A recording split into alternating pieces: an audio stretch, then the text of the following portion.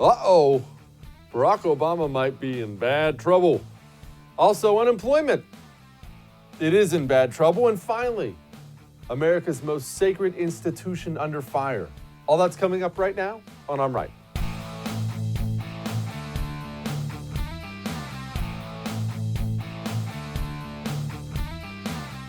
I like to think for myself. You all know that by now. I don't like to take what everybody else is saying and just go along with the same narrative. How often have you seen me swim against the tide? I don't care what other people say. So allow me to open up the show with a tweet from Buck Sexton. Buck said, and this was retweeted by the President of the United States, the big man himself, quote, if you read a news story about some European country where, after a fair election, the outgoing president used his last weeks in office to target incoming officials and sabotage the new administration, you'd be appalled. It happened here, and half the country thinks it was fine. Now, while that is a brilliant thought by our very own Buck Sexton, allow me to expand briefly. This is a really, really, really big deal. And I understand we live in this partisan, divided country. And I'm not one of these people who cries about that all the time. I realize everybody lives in this world of make-believe where they think we used to always get along. Just like yesterday, everybody was just hugging and singing Kumbaya. And if only the other side would stop doing so-and-so, then we'd get along again. We've never gotten along. Yes, I think the divide is worse now than it's been since we were shoving bayonets into each other during the Civil War, but we've never gotten along. Ever since America was founded, half the country hated the place. During the American Revolution, do you know the percentage of the American public that actually wanted revolution? A third. A third. Actually, that's not a percentage, that's a fraction. But I didn't do well in math, it's okay. A third. A third wanted to side with the British. A third didn't care either way. So if you're one of these freedom-loving Americans, you've always been a minority. Enjoy it, you're a minority again. So yes, we are extremely, extremely divided on this. But half the country is going to deny it. Buck's 100% right. And you need to ignore them because it is a big deal for the President of the United States of America to take the federal law enforcement arm and instruct them? Do we think he instructed them? He certainly might have instructed them. In the very least, we know he knew about it. Let's all just agree on that. We have Peter Strzok's text messages talking about POTUS wants to know everything. He didn't say POTUS wants to check in now and then. He said POTUS, speaking about Barack Obama, wants to know everything. So unless he was blatantly lying in those sultry little text messages, that much we know. So that means Barack Obama knew that the Federal Bureau of Investigation was going to investigate his political opponent, which is bad enough. But, oh, did I mention? The Federal Bureau of Investigation, the federal law enforcement arm, investigated the political opponent of the president using bad information they got from Hillary Clinton's campaign? Oh, and wait, there's more. They knew it was bad information, and they lied just so they could do the spying they wanted to do. You know, Donald Trump is out there talking about this being worse than Watergate. That's not blowing it out of proportion. If the President of the United States of America used the federal law enforcement arm to spy on his political opponent, that is by a mile the biggest political scandal in the history of the United States of America. And I don't care that Buck is correct and half the country doesn't care. That's a big deal. And I'm under no illusions because I'm king cynic that anything significant is going to happen to anybody. Maybe some bad pub. You get the media to begrudgingly, well, okay, maybe he wasn't a god, just a demigod. That's about all will happen. But that's prison time, man. Should be. If you want to set an example that should never, ever, ever, ever, ever happen again, and it shouldn't happen again in the United States of America, that's prison time. And I want you to close your eyes for a second and imagine something. All right, just close your eyes and imagine. Well, wait, I don't want you to have to stop looking at me. I know what a privilege that is. So just think about this. What if Donald Trump walked into the FBI director's office and said, hey, look, Ray, here's what I need. I need you to open up investigation into Joe Biden's campaign. And Ray said, well, we don't have anything, sir. And him to say, find something. And Ray's like, all right, sir, I got you. And he went out and dug up information that he knew to be bad, information that was actually produced by the Trump campaign in order to approach the FISA court and spy on Joe Biden's campaign. Do you have any idea what would happen to the media in this country? They would quite literally be marching to the White House lawn with torches and pitchforks if Donald Trump, if any Republican pulled that crap. I realize this was Saint Obama and that he could do no wrong, but this is a major deal, a bipartisan major deal. I don't care who denies it. Any party, any person in the country who looks at that situation and doesn't think, ooh, we really need to get to the bottom of that, you can't ever trust that person ever again. You cannot trust that person ever again. And Barack Obama, boy, it's really weird. You're going to have to call me crazy, the timing of all this. You see, Obama's been not silent during the Trump presidency, but pretty quiet, right? Especially for a man who's so in love with the sound of his own voice, he's been pretty quiet. And now he's not quiet anymore. Talking about the Trump coronavirus response, I wonder why. It would have been bad even with the best of governments. It has been an absolute chaotic disaster when that mindset of what's in it for me and to heck with everybody else, when that mindset is operationalized in our government. That's really strange, isn't it? Coming out strongly, saying things like that. And I know this is petty, but I tend to be petty because I lack any kind of formal education or morals or anything like that. So I hate how he talks. Can you imagine if I stood here or sat here, whatever, every single night and talked to you in this way, in these halting sentences? It's absolutely awful. I've never understood why people love that about that guy. It always sounds like he's searching for the right words to make sure he doesn't say anything. Just speak. My word, man. All right. It doesn't stop there. Speaking of the media and what they'd be doing if Barack Obama, well, if a Republican had done that to Barack Obama or was doing that to Joe Biden, let's talk about the media's campaign over the last 3 years of blatantly lying about things. Forget about the things they just flat out got wrong. They show things that are not true and present them as facts. And then every now and then it'll be so embarrassing, like the case here with Chuck Todd, where they'll have to come out after and apologize, which I'll show you all that in a second. But remember this. This is not an accident. There's a reason that we have 3 years now of every single whoopsie, every single accident only going one way. When every single accident in the press makes Republicans look bad initially, and then they have to retract that after the first one gets so much pub, that's not an accident. That's either A, concentrated effort to lie by the American media, that's worst case scenario, or B, really, the best case scenario is these people are so biased and stupid, they just lack the desire to vet any information before they put it out there. Here's what Chuck Todd put out on Meet the Press. You brought up Bill Barr. Peggy Noonan, I want you to listen to this Bill Barr answer to a question about what will history say about this. Wait till you hear this answer. Take a listen. When history looks back on this decision, how do you think it will be written? Well, history's written by the winner, so it largely depends on who's writing the history. I was struck, Peggy, by the cynicism of the answer. It's a correct answer, but he's the Attorney General.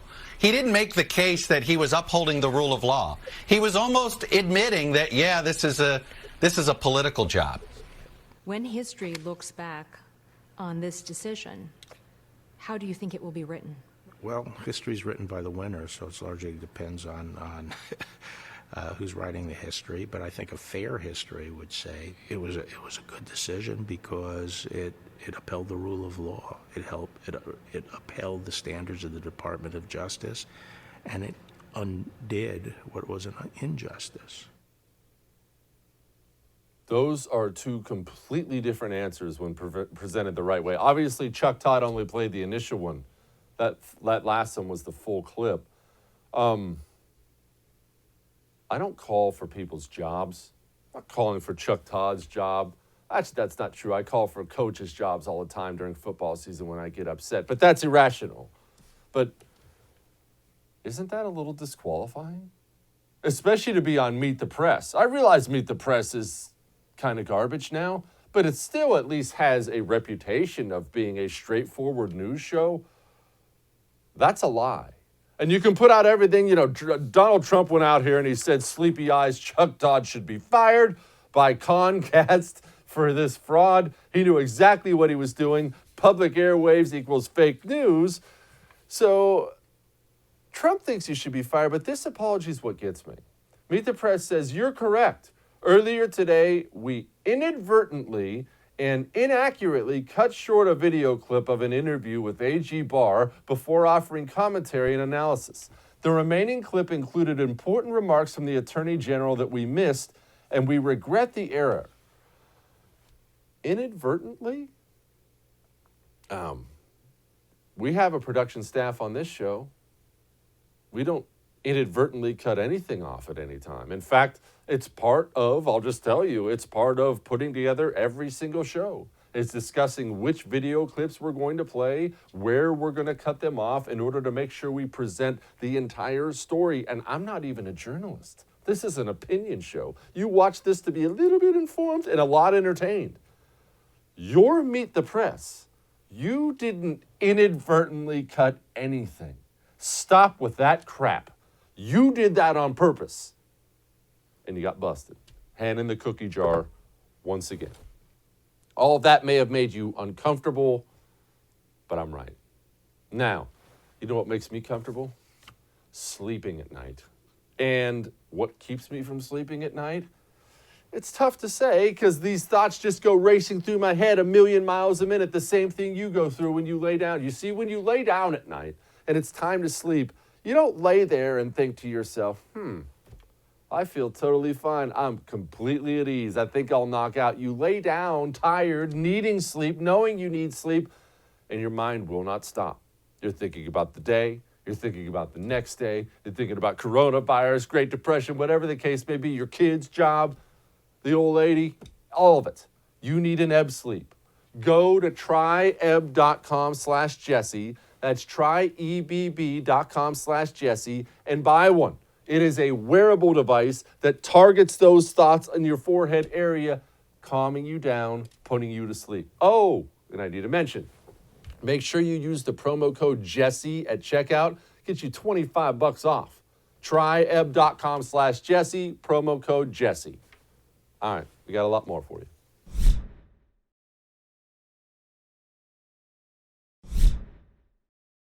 Well, the economy's not good. I don't have a better way to put it. The economy's not good. We locked down the country, and now we're trying to open it back up again. And here's the issue.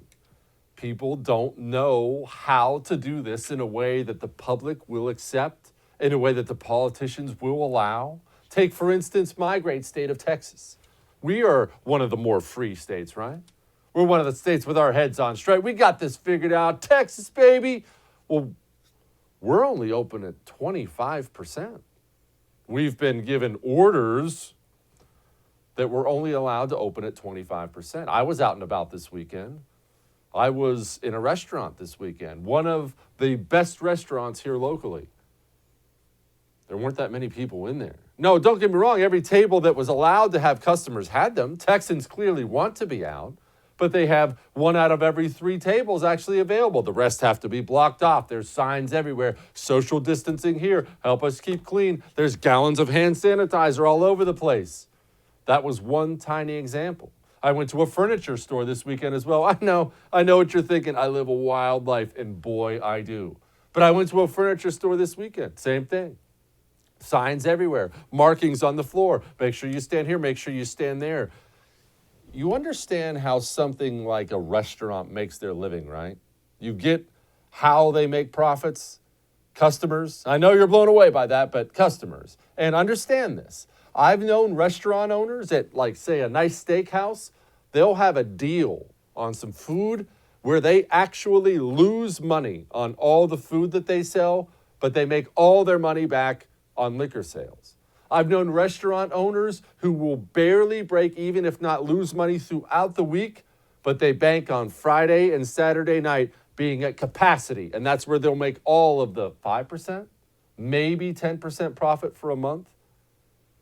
An industry that's been slammed, like the restaurant industry, and that's one small example. How are they going to survive like this at 25%? Oh, and did I mention we're one of the freer states right now? There are restaurants across the country not open at all or just open to go. We are going to see far-reaching consequences. We're not opened back up. We are still being slaughtered by these lockdowns. And these Democrat governors don't seem to be in a hurry to open back up at all. Why would they? They're going to get reelected, probably, and they can hurt President Donald Trump badly by keeping the country locked down. And they get to flex a little muscle. Look at me. I'm a governor now. I can tell everybody what to do. Don't think that doesn't play a role in all this. Treasury Secretary Steve Mnuchin didn't have anything great to say. If we do this carefully, working with the governors, I don't think there's a considerable risk. Matter of fact, I think there's a considerable risk of not reopening. You're talking about what would be permanent economic damage to the American public.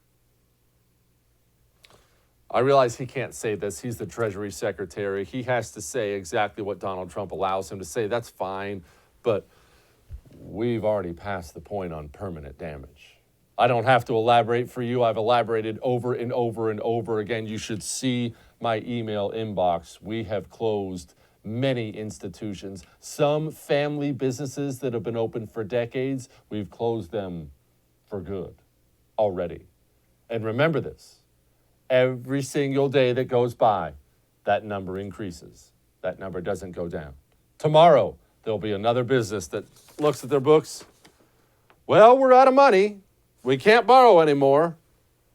I guess that's all. It's true. Kevin Hassett said this. You know, I think that just looking at the flow of initial claims, that it looks like we're probably going to get close to 20% in the next report. Depending on whether the virus has really abated by that point and economies are really getting going again, then it could start to head down from there. But I would guess sort of middle of the summer is when we're going to start to go into the transition phase. And then I expect that by the second half of the year, the CBO forecast is what we hope will be right, which will be that you'll have very strong growth in the third and fourth quarters. That is certainly putting a sunny face on the highest percentage of unemployment since the Great Depression. I don't have another way to put this. I don't have a way to put this kindly. We are in the middle of an economic disaster. I don't care whether you're one of these coronaviruses, the end of the world people, or whether you're one of these, the whole thing's been overblown people. All that is just guessing at this point in time. What I'm telling you for a fact is we are in the middle of an economic disaster, a man-made economic disaster. I know that makes people uncomfortable when I talk about that, but again, this is not your mommy's show. This is my show. I'm telling you how it is. And we did this to ourselves. One nation decided they were going to lock down. Then another nation did. Then another nation did. And soon, it became just the acceptable thing. That's what we're going to do. Let's just shut her down. Well, obviously, we're just going to lock down. And there were like 4 of us saying, you can't stop a $20 trillion economy. You're going to kill it. And you know what? I got screamed at and yelled at for 2 months. Now, thankfully, I'm a sociopath and I don't care about that, so I never stopped. But you're seeing it. I've never been less happy to be right. I know we call the show I'm Right. I generally love being right. I've never been less happy to be right. I told you a Great Depression was coming. People said I was ridiculous. They said, oh, we're just pausing the economy. You don't pause a $20 trillion economy. You either let it go or you slam it into a wall. And we slammed it into a wall. Here is Larry Kudlow. As bad as those job numbers were, and I don't want to sugarcoat it because I think the numbers for May are going to be also very difficult numbers. It's going to take a while for the reopening to have an impact. It is going to take a while. Oh, and there's something else I forgot to mention. All right, I'm going to try to make this the last of the bad news. We're paying a lot of people not to work right now. And you can yell and scream all you want. That's unemployment fraud. I'm telling you right now. We have paid people. We are paying people the equivalent of $52,000 a year not to work. And it doesn't stop until July. I know for a fact, because I have several friends who own businesses, not to brag or anything like that, and they have told me they're lower wage workers, they're not coming back to work. They don't want to come back to work. So not only did we slaughter our economy, Congress, in all their good graces, passed this idiotic stimulus bill that paid people not to work, and now we need the economy to open back up again?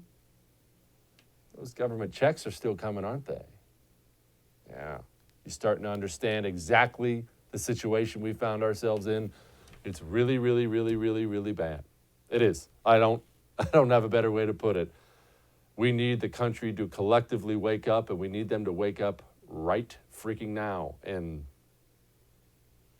we'll see if it happens. We'll keep pushing on this show. All right, well, that's sunny news. We've got more. Hang on.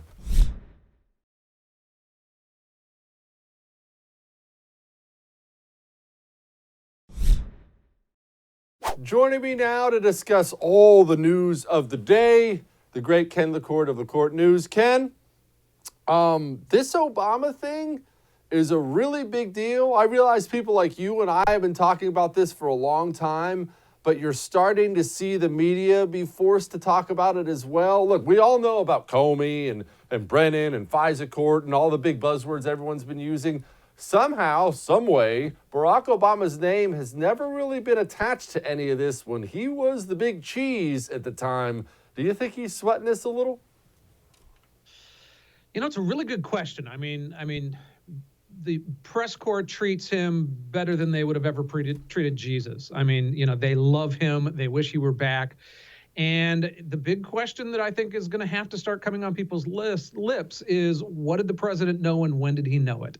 I mean, look, I've never seen in my lifetime kind of an attempted coup by the FBI against a sitting president. I mean, when you look at what they were doing to unelect this recently elected president, it's kind of mind-blowing. Now, the media will never take that on properly. And now the big question is did these guys all do that behind Barack Obama's back? Did he had nothing to do with this, or was he part of this? And no smoking guns yet, no even good paper trails, but we're starting to see some little signs that are making you start to scratch your head a little bit. When people are writing themselves notes and sending themselves emails 15 minutes after a president's being sworn in saying, oh, and by the way, Ken, the president never did anything wrong. He said just to play by the rule book. That makes me scratch my head. Not proof, but certainly something that the water's starting to circle around the drain just a little bit. I can't wait to start using the phrase, the walls are closing in on Barack Obama 25 times a day. Yes, me too. But look, Ken, you've been around this game longer than I've been around it. You know all the players of it. I find it very difficult to believe, and please feel free to tell me if I'm wrong. I find it difficult to believe the FBI would ever in a million years take the step of opening up an investigation on the president's political opponent without the president signing off. I just find that impossible to believe. Seems unlikely, doesn't it? It sure does. It sure does. The FBI doesn't work, completely on its own. They do fall under the president. And I have to think the president, if he didn't want that investigation to happen, it would have never happened. But Does anyone actually go down for this? I know I'm asking you to predict a lot before we have everything that comes out, but it's looking really bad, and I am used to the good old boy network of Washington where there's a lot of noise for about 24, 48 hours. This is the end of the world, and nobody sees the inside of a jail cell.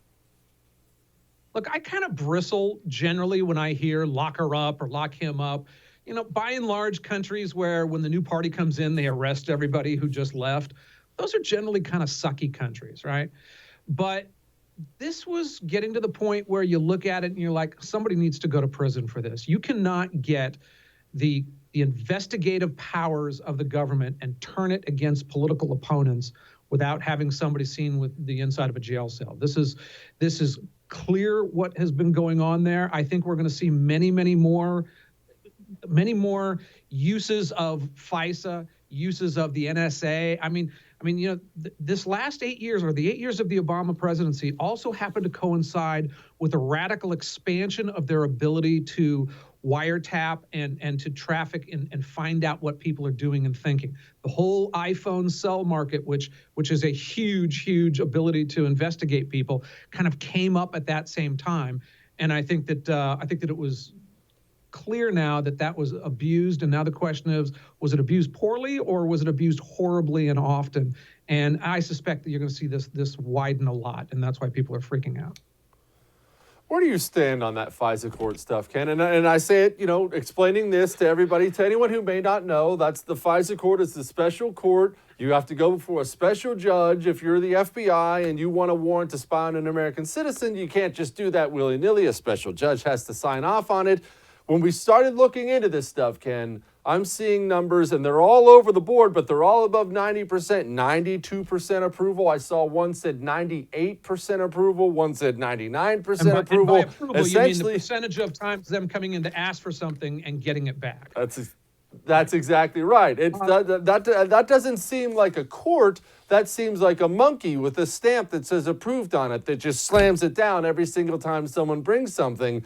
I have a major issue with that. Already I'm not comfortable spying on American citizens, but when the special court is a rubber stamp, brother, I've got a big problem now.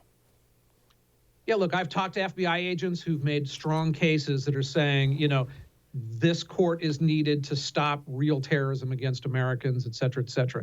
But when you have a court where they won't tell you where it is, you might be the subject of it. You don't have representation, even pretend phony representation on the other side, and you may never know what happened inside of that. That seems very, very un-American to me. And you know, one easy fix that I would see is, okay, we discovered something bad about Jesse. We're getting wiretaps. Make it so that has to keep getting re-upped. And then at some point, you have to be able to find out that they warranted this against you and that they went and searched your phone and searched your records.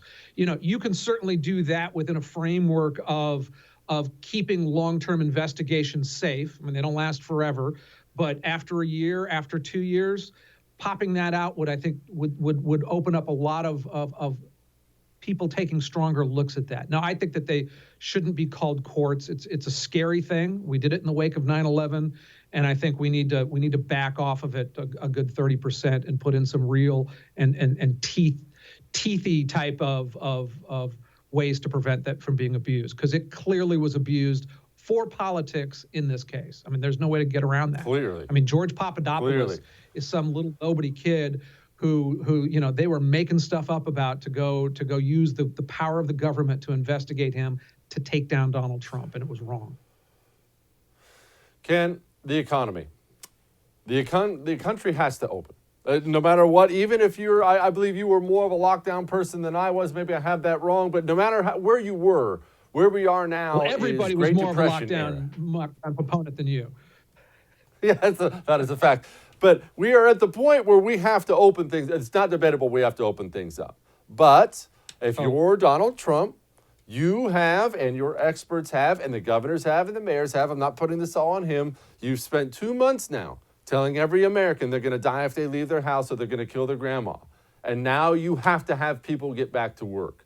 What does that message need to look like coming from the White House now? Because you can't get up there and say, I was wrong, or at least I'm not anticipating that. Maybe you don't think he was. But you also can't get up there and say, virus is gone, you're totally safe, but you need him to go. So what do you say? Well, I mean, the one thing about politicians, and whether it's Donald Trump or every single governor in America, they're going to take the actions that make them look good, even if those actions aren't necessarily the best actions to take. And right now we're stuck in that. I mean, beaches are still closed in California, not because anybody that they've ever showed has ever gotten an infection on a windy beach, but it's to make them look good. Same as a lot of this mass stuff.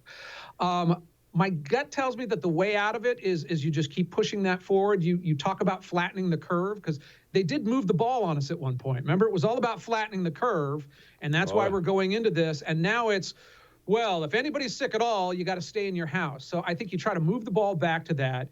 You realize that the entire National Press Corps, with the exception of you, Fox, and AM radio, is going to blast the living heck out of you for killing grandma. And you have to walk it back as carefully as you can on that. Push it off onto the governors where you can. We're also, and I think you also get the notion out there that we're not really seeing, when you look at lockdown states versus non-lockdown states, lockdown countries versus non-lockdown countries, there's really not a whole lot of compelling evidence at this point to say that actually made a difference in saving people's lives. And I think you try to get that out there and be as reasonable as possible. Look, I also think you have a more sympathetic population. I mean, a month or two ago, there was a lot we didn't know. A lot of normal people were like, yep, shut it down. I don't want to kill grandma. Now people are saying, okay, that's enough of this. It's not, this is not the end of the world. It's not the end of America unless we sit in and drive our economy to commit suicide. Ken LaCourte, the Court News. Thank you, my friend. Good being on again. Thank you. We got a lot more great stuff, and I'm not just talking about me. Hang on.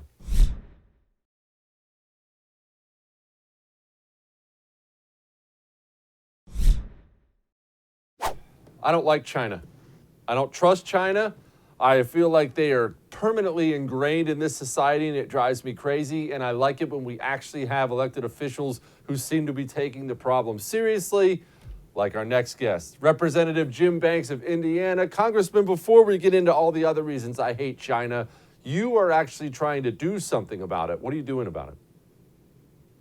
Well, I'll tell you, from the day I got elected to Congress, it's been a chief mission of mine to address the China threat. I come from Northeast Indiana, a very blue-collar, working-class district. My constituents know full well that China has done so much to wreak havoc on our economy. They've taken our jobs. They've given us the coronavirus. Their negligence is directly responsible for the spread of the pandemic. We know that they're trying to seize on this moment while America's economy is on its knees to rework the global economy in their best interest. And we can't allow them to do that. We need to hold them accountable. And I've been spending much of my time in my current office on doing just that. What is this predatory investments thing? Because I've been screaming at this at people, and I want you to try to explain to them what exactly their predatory investments are. Well, there are a lot of examples of this. I can tell you, I co-chair something called the Future of Defense Task Force.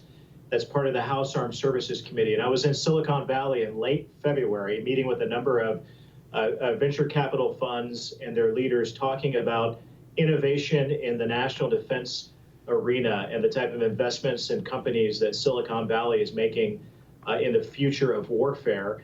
And one lesson that I learned repeatedly from a number of these venture capital funds is that part of China's strategy is to come in and purchase or invest in our innovation, steal our intellectual property in the meantime, and then allow our companies to suffer or go out of business after they get what they want.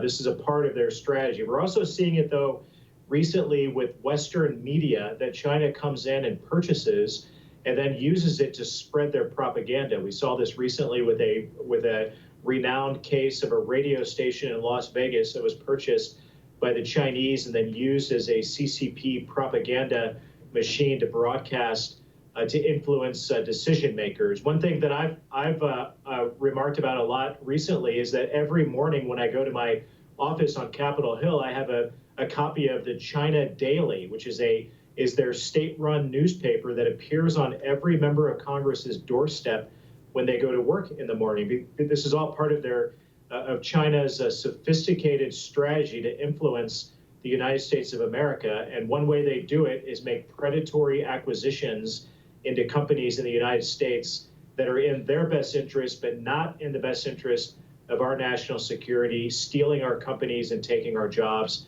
back to China to use against the United States.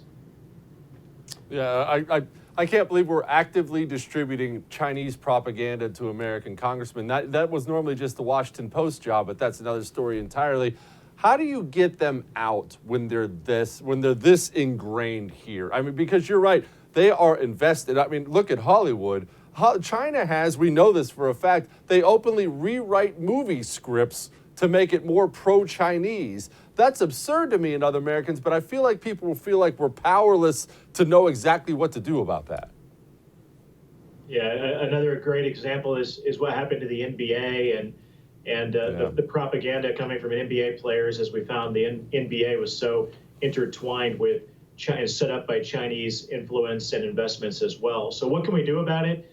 There is a government arm called CFIUS that polices foreign investments in American companies, and there was a law passed in the defense bill as part of the Armed Services Committee a couple of years ago called FIRMA, and FIRMA strengthened CFIUS as an entity to crack down on malign Chinese investments in American companies, like what I described before. A bill that I introduced last week would strengthen CFIUS as an entity that can police investments in media companies, or in Chinese investments of over 51% would immediately trigger actions by this government arm, and then give the president more authority in cracking down on these types of investments when they're made in companies that are not in the best interest of the United States national security, to have China controlling companies that they can use against us. So that's the legislation that I introduced last week. There's so much more that we can do, and I've introduced dozens of bills in this Congress and before, and it's one of the reasons that Kevin McCarthy last week set up the China Task Force as a clearinghouse for important ideas like these, to shine a spotlight on the efforts of at this point, Republicans in Congress who want to address the China threat. We wish this was a bipartisan issue. Around the country, it is a bipartisan issue, but in Congress, Democrats are willing to turn a blind eye, but Republicans are trying to do something about it. That took the words out of my mouth for the next question. Are you getting any bipartisan support? Clearly you're not. Now, are you getting any? Are there at least 2 or 3 Democrats saying, hey, Jim, I'm with you on this? Or is this just lockstep them trying to defend China, which, to be honest, has been weird to me?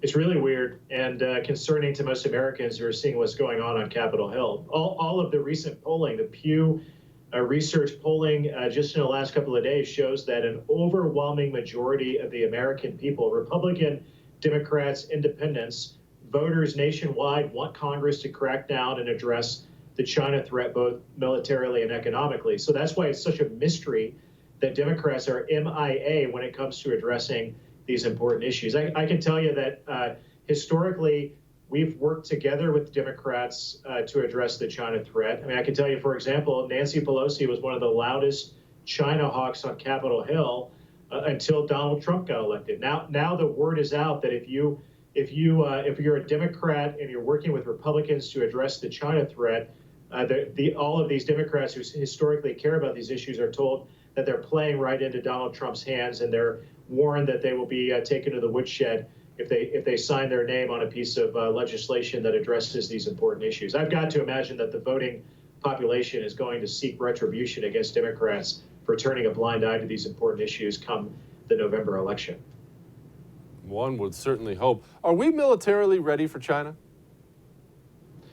We're getting there. I mean, what this president has done in 3.5 years to rebuild the American military, to modernize the American military, we're making gains and strides in areas that we need to make to combat the rise of China's military. From the Chinese Navy, which is substantially larger than it was before, to sophisticated Chinese military technologies that they made investments in, like hypersonic missiles and whatnot. We've had to catch up because during the Obama administration, so much damage was done to our military that now we're catching up and rebuilding a lot of areas that it will take to surpass the China threat militarily. That's why the Future of Defense Task Force that I'm a part of is so important, because we're studying those issues and trying to understand better where we can foster the innovation base within our defense infrastructure to keep up with those technologies. But I can tell you, we're playing catch up, and that's what's troublesome to me. We shouldn't be playing catch up. We should be exceeding the technology and efforts and innovation of the Chinese, not catching up with it. Congressman Jim Banks, thank you for joining us tonight. Great to be with you. At least somebody there in Congress is taking China seriously. All right, we got more. Hang on.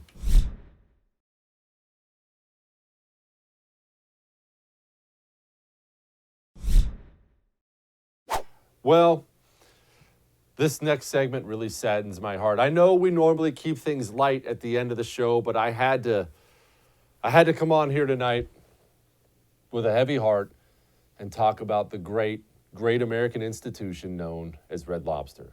As you will see, there's a Red Lobster in Pennsylvania. Manager apparently had to cancel some orders because people had been waiting in line for hours for their Red Lobster. And I have to tell you, I could not believe it when I got online last night and I saw the responses when people found out that there were folks in Pennsylvania waiting in line for hours for Red Lobster. Have you guys ever had Red Lobster? I would give up vital parts of my anatomy for Red Lobster. I would wait for days for Red Lobster. It's not just the Cheddar Bay biscuits either. Here, I'm about to tell you how to order at Red Lobster. What you need to do is, obviously, you get the Cheddar Bay biscuits. Then you get a salad. I know I'm not a salad man, but Red Lobster has the best blue cheese in the world. I bet you didn't know that, did you? Then you get the cheese sticks. No one even knows about Red Lobster cheese sticks. I just broke that down for you. Probably the best cheese sticks I've ever had. Then you create your own feast. Don't worry about the potato side. Potatoes in general are overrated. I get fries, but I never eat them. And what you need to do is you need to get the shrimp scampi that comes in that high-end little bowl of garlic butter. And then, hear me out, and this is important, and you're going to think I'm crazy. They have the shrimp pasta. It's not on the menu, but they will make that Cajun style for you. So you get the Cajun shrimp Alfredo and the shrimp scampi. You devour all of that. You'll be wiping off all the butter and grease from your beard. I mean, if you're a man or an Italian woman. And then you take your little Cheddar Bay biscuits and you dip them in the garlic butter and eat them.